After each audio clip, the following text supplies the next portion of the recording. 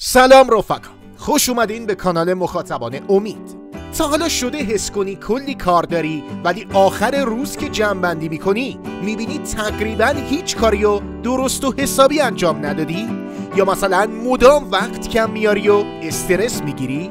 مشکل اینجاست که خیلیامون زمانو درست مدیریت نمیکنه. اما خبر خوب اینه که میشه این مشکل رو حل کرد. توی این ویدیو 10 تا از بهترین تکنیک های مدیریت زمان رو بهت یاد میدم که کمک میکنه کارهای بیشتری رو انجام بدی، استرس رو کم کنی و تو زندگی کلی جلو بیفتی. پس تا آخر ویدیو با من همراه باش. شماره 1، قانون 80-20 اصل پارتو. همه کارها ارزش یکسانی نداره. 80% نتایج از 20% اقداماتت به دست میاد. یعنی چی؟ یعنی فقط یه بخش کوچیک از کارهای روزانه‌ات بیشترین تأثیر رو دارن. مثلا اگر دانشجویی شاید فقط 20% از درس‌ها 80% نمره‌هاتو بسازن. پس به جای اینکه روی همه چیز وقت بذاری، اون کارهای مهمتر رو پیدا کن و روشون تمرکز کن. شماره 2، تکنیک پومودورو. اگه زود خسته میشی یا مدام حواست پرت میشه، این روش مخصوص تو. 25 دقیقه کار متمرکز به علاوه 5 دقیقه استراحت. بعد از 4 بار تکرار یه استراحت طولانی تر داشته باش. این روش کمک میکنه مغزت خسته نشه و بازدهیت بالا بره. امتحان کن، نتیجهش فوق‌العاده است.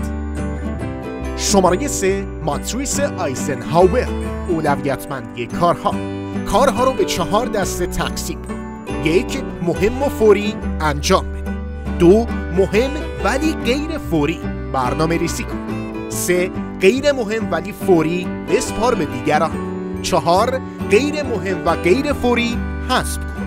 این روش کمک میکنه که اولویت ها رو درست بچینی و استرس کمتری داشته باشی. شماره 4، قانون 2 دقیقه. وقتی داری یه کاری رو شروع میکنی از خودت بپرس کمتر از 2 دقیقه طول میکشه؟ اگه جوابش بله بود، همین الان انجامش بده. این روش باعث میشه کارهای کوچیک روی هم تلمبار نشن و ذهنت سبکتر بشه. شماره 5، تعیین 3 کار مهم روزانه. هر روز صبح 3 تا کار اصلی که باید انجام بدی رو مشخص کن و اول روی اونها تمرکز کن. این کار باعث میشه حتی اگر بقیه روزت خیلی پربازده نبود، حداقل این 3 کار رو انجام داده باشی و احساس مفید بودن داشته باشی. شماره 6، تکنیک بلاک زمانی یا تایم بلاکینگ. به جای اینکه لیست انجام کار بنویسی، برای هر کار یه زمان مشخص کن. مثلا 9 تا 11 صبح کاری مهم، 11 تا 12 پاسخ دادن به پیام ها و ایمیل ها و همینطور ادامه بده. این روش باعث میشه سرت توی برنامه‌ریزی گیج نشه و تمرکزت بالا بره. شماره 7، حذف حواس پرتی ها. یکی از بزرگترین قاتل های زمان حواس پرتی های الکیه.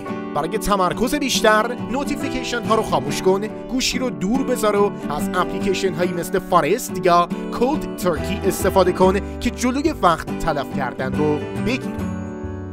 شماره 8، نگفتن رو یاد بگیر. یه حقیقت تلخ اینه که تو وقتت رو مدیون هیچ کسی نیستی. یاد بگیر مؤدبانه اما قاطع نبگی. چون اگه همیشه به درخواستای بقیه بله بگی، آخر روز میبینی وقت برای کارهای مهم خودت نموند. شماره 9، انرژیت رو مدیریت کن، نه فقط زمان. همه چیز فقط به مدیریت ساعتها بر نمیگرده، بلکه باید انرژیت رو هم مدیریت کن. سعی کن کارهای مهم رو توی ساعاتی انجام بدی که انرژی بالاتری ده. مثلا اگر صبحها سر حالتری، کارهای سخت رو توی اون تایم بذار. و شماره 10، مرور و ارزیابی روزانه. هر شب قبل از خواب فقط 5 دقیقه وقت بذار و بررسی کن که چقدر مفیده. ببین کدوم کارا خوب پیش رفت، کجا وقت تلف کردی و چطور میتونی فردا بهتر بشی.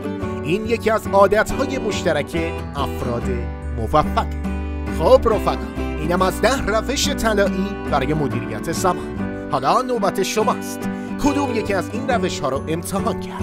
یا کدوم رو میخواین از امروز اجرا کنید؟ توی کامنت ها برام بنویسید.